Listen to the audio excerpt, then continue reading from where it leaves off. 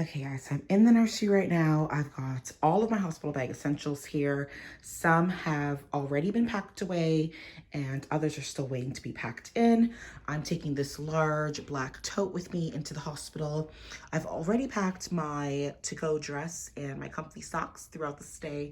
And also on the right-hand side, I've got baby's little outfit and her blankie as well. So I wanted to show you guys the hospital bag essentials that I received from Carry Maternity. They are incredible because everything here is something that I need. And I'm just going to take you through every single one of these items because they are fantastic pieces. And I think every girl should grab one of these for their hospital bag if you're going to be delivering.